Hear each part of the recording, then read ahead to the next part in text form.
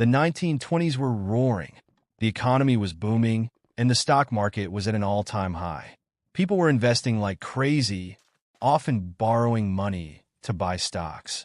It seemed like a guaranteed way to get rich until it wasn't. In October 1929, the stock market crashed. Investors lost billions overnight. But this wasn't just a Wall Street problem. Banks failed, businesses shut down, and people lost their life savings. Unemployment skyrocketed. By 1933, 1 in 4 Americans had no job. The world was in crisis. The economy completely collapsed. People went hungry, families lost their homes, and entire industries shut down. In the Midwest, the Dust Bowl, severe droughts and dust storms, made things even worse for farmers. People migrated west, desperate for work, but jobs were scarce everywhere. Governments at first didn't know how to handle it.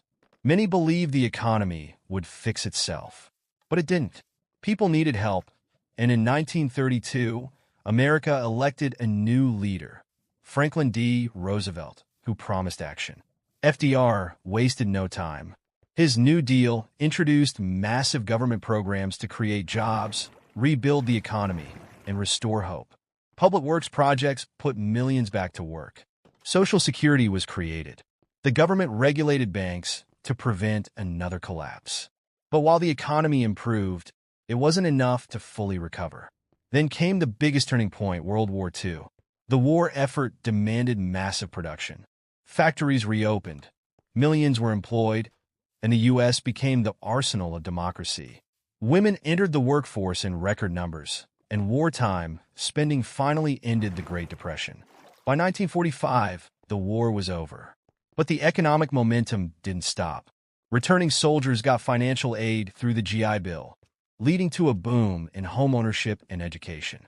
America became a global superpower, and a new era of prosperity began. So, what can we learn from the Great Depression? First, when economies crash, government action can make a huge difference. Second, innovation and industry are key to recovery. And third, never underestimate the resilience of people when faced with crisis. That's the story of how we escaped the Great Depression.